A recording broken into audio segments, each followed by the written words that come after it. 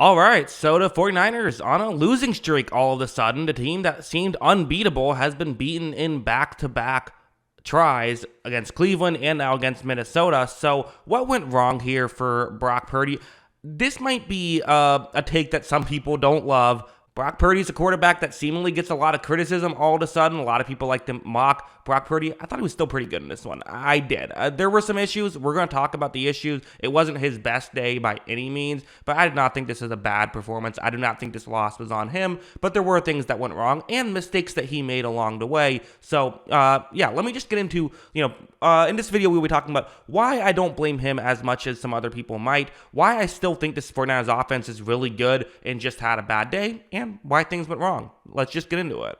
Let's start off with this play. It's going to be a zone coverage play. And again, this is the kind of thing that we've seen Brock Purdy and the San Francisco 49ers offense do a pretty good job of. Where, watch how when Brock Purdy, takes the snap, he's going to look down the field, fires down the field, and you see just how open. It's Juwan Jennings here, but the reason why he's so open is because, A, there was a blitz here, so it was 5 players rushing the passer instead of your typical 4, and also just the attention that the other receivers are getting. This is what makes this 49ers offense work so well, is that Jennings is able to get this open because nobody else, everyone else has to be accounted for further down the field, right? On top of it, Purdy makes a perfect throw. So, again, not the highest degree of difficulty type play, but definitely something that you saw the 49ers do, something we've seen the 49ers be able to do pretty consistently here. Also, going over here, this is an important play because, again, people always talk about Purdy as someone who only is a pocket passer, only just gives it to his talented players. And while that certainly is his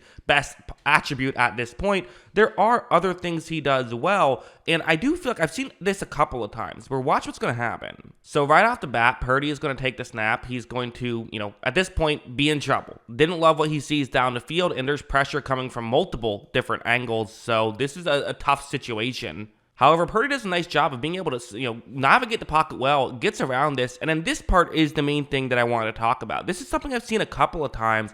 I still feel like defenders don't really respect Purdy's running ability. Purdy can move. Purdy is an athlete. In fact, I still think about my draft evaluation where I didn't do a deep dive on him, but I watched some film of him. And I kind of, my main takeaways were it's like, probably doesn't have an NFL arm, but he can move around a little bit. Like, that was my main positive coming out of college. He can move around a little bit, and the Vikings are going to find out the hard way here. Watch him get outside the pocket and then watch him go. He is able to pick up an explosive play on that one, which is always nice to see. And again, this is a play where things didn't work out. So while, yes, Purdy's value is when things go well, he can just, be a part of the offense. That's the main thing he does well. This is something that he can bring to the table. Also, something like this, where it's going to be a one-on-one matchup with Brandon Ayuk, 3rd down and 7, obvious passing situation. Again, this is just, you got to be able to make a play right here. And when Purdy takes a snap, Ayuk's just going to get so open. Look at him move. I don't really know what the safety was doing, where he was going exactly, but, he's a little bit further off the screen right now. Ayuk completely dominating his one-on-one matchup. And I really do feel like Ayuk, at this point, is he an underrated receiver? He might be. He's really emerged as, a true number 1 receiver. I don't think that's a crazy hot take, even though it kind of feels like one. He's a guy who, the way I always view, are you a number 1 receiver or not, is do you consistently win on one-on-ones in this situation? Obvious passing situation. Do you force teams to double you? Well, for Brandon Ayuk, they're not doubling him, and kind of feels like they probably should have. As you see, again, beautiful throw from Purdy, not the highest degree of difficulty, but still a nice play by him, and they're able to pick up, again, a chunk play there that led to the, finally putting points on the board here. So that was obviously, very good stuff on these plays from Brock Purdy. Going over here, there were obviously plays that didn't go as planned. This was one of them. It is a 2nd down and 13 situation. And, one of the concerns we had heading into this season was couple of offensive linemen that were very unproven. Colton McKivitz now replacing Mike McGlinchey as the right tackle. You're going up one-on-one against Danielle Hunter. That's a tough matchup against anybody, and watch what happens here. It's only a 3-man rush, but this is still a one-on-one matchup, and watch what happens. You're going to see Hunter just immediately makes really a nice inside move there, which seemed like to some degree they were trying to actually set up a defensive player to be able to go around, but at this point, he's just straight towards Purdy, going to try to make something happen. I do have to say, if you look at Purdy, he can flip the ball to Christian McCaffrey. Like, there is an opening there. Instead, you're going to see Purdy. He scrambles out, eventually decides to throw the football, was down before he threw it. It was ruled a fumble, which I don't get. I don't know if they thought it was a backwards pass or what. It was clearly a pass, and I think clearly a forward pass, which would have been grounding if he wasn't down. So actually him being down helped them in, a major way, because, that an incomplete pass was not going to happen on that one. So just not a great play. And this is something that we saw was definitely, Vikings blitzing a lot, or then even when they weren't blitzing, finding ways to generate pressure and screwing things up. This play, it's a man coverage play. You have George Kittle one-on-one. I mean, this is what you want to see with the San Francisco 49ers, and you definitely saw it a lot in this game, for sure, where, it's a one-on-one matchup. Purdy's going to take the snap. He is going to look down the field. He fires down the field, and you see there is a window. Kittle is open. This is what Kittle is capable of. And also look at this throw from Purdy, right on the money, picks up a big gain. And that went, there was a flag. It was on the defense. That went a very long way towards allowing the 49ers to, they got a touchdown on that play. So really good stuff there by them. As in, they got a touchdown on this drive, not on this exact play, obviously. But yeah.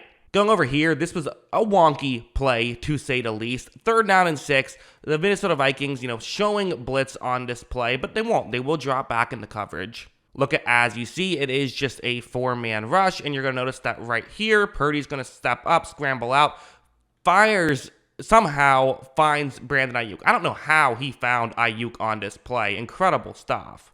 But I do have a criticism towards Brandon Ayuk on this play, where the ball is a little bit underthrown, which again is understandable. Given how Purdy had to make this throw, I get it.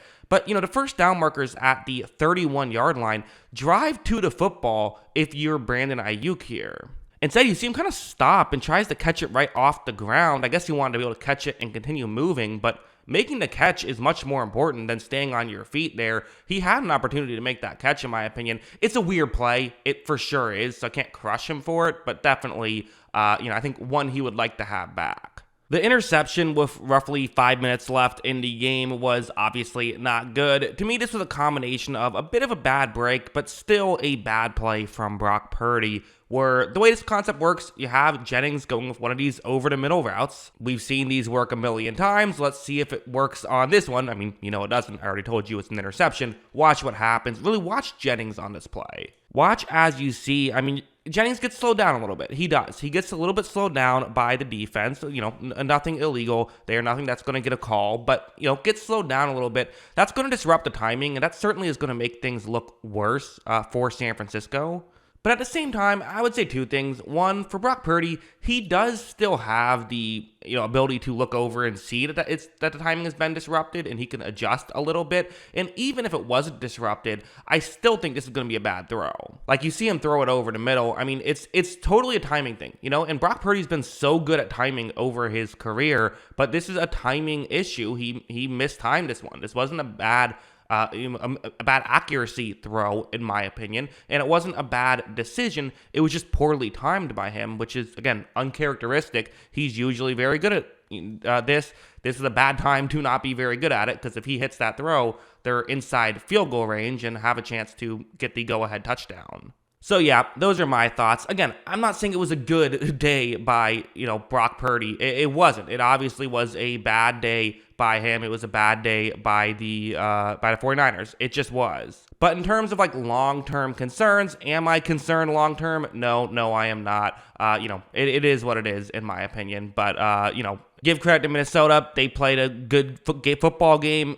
Give some blame to the 49ers. Yeah, they're human. They're not going to play perfect every week, but I've still seen their ceiling. I'm not going to crush them too much. That's how I view it. What do you think? Let me know in the comments below. Always love hearing from you. And of course, as always, thanks for watching.